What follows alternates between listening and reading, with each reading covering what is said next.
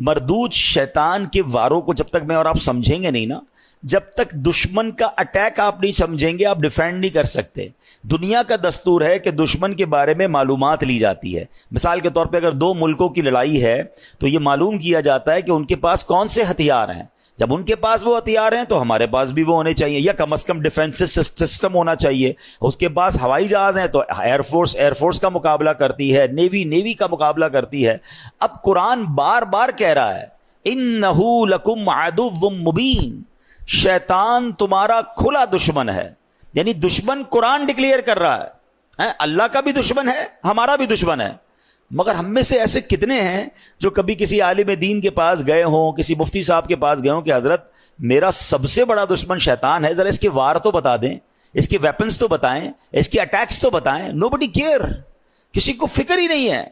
اور اس وجہ سے ہم شیطان کے واروں میں آ جاتے ہیں۔ پہلے سمجھیے وہ اتنا خطرناک دشمن ہے، وہ ہمیں دیکھ سکتا ہے، ہم اسے نہیں دیکھ سکتے۔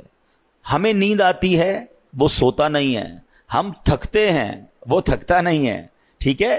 اور اس کے بڑے خطرناک وار ہیں، اور ہم بڑے مزے سے سوتے ہیں، ہمیں کوئی فکر ہی نہیں ہوتی۔ ٹرائی ٹو انڈرسٹینڈ، چونکہ وہ مردود ہوا ہے نا اللہ کی بارگاہ سے، وہ بھی تو پہلے سے مردود تو نہیں تھا، وہ تو جنت کا خزانچی تھا، فرشتوں کا استاد تھا۔ اب اس کی ڈیزائر یہ ہے، وہ یہ چاہتا ہے کہ اگر میں نے جہنم میں جانا ہے تو میں نے باقی مسلمانوں کو بھی لے کے جانا ہے، تو وہ اپنے وار کر رہا ہوتا ہے۔ اب ذرا اس کے میں آپ کو کیٹیگری بتاتا ہوں کہ وہ مردود کتنا ہے، کتنا شاطر ہے، کتنا مکار ہے، اور وہ چاہتا کیا ہے۔ سب سے پہلے شیطان یہ چاہتا ہے کہ میں کسی طرح مسلمان سے کوئی بڑے بڑے کبیرہ گناہ کرواؤں، شراب پلوا دوں، بدکاری کروا دوں، قتل کروا دوں، کوئی بہت بڑا اس سے گناہ کرواؤں۔ اب جب وہ شیطان دیکھتا ہے نا کہ یار یہ بندہ قتل تو نہیں کرے گا، یہ شراب تو نہیں پیے گا، تو نمازی آدمی ہے، اب وہ کیا کرے گا؟ جب اس نے دیکھا کہ بڑے بڑے گناہ نہیں کر رہا، تو پھر میں اس کی کسی طرح عبادتیں چھڑوا دوں، اس کو نماز چھڑوا دوں، اس کو روزہ چھڑوا دوں۔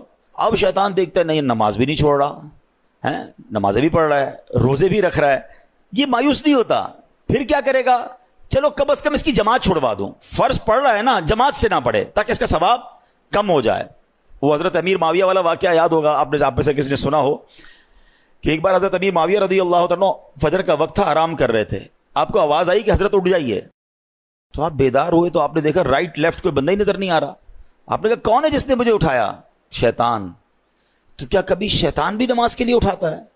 کہ حضرت بات یہ ہے کہ کچھ دنوں پہلے آپ سوتے رہ گئے تھے، آپ کی فجر کی جماعت چلی گئی، آپ نے بڑے آنسو بہائے، میں نے اللہ کے فرشتوں کو سنا کہ اللہ نے حضرت امیر معاویہ رضی اللہ عنہ کی آہوزاری کے سبب انہیں 700 نمازوں کا ثواب عطا فرما دیا۔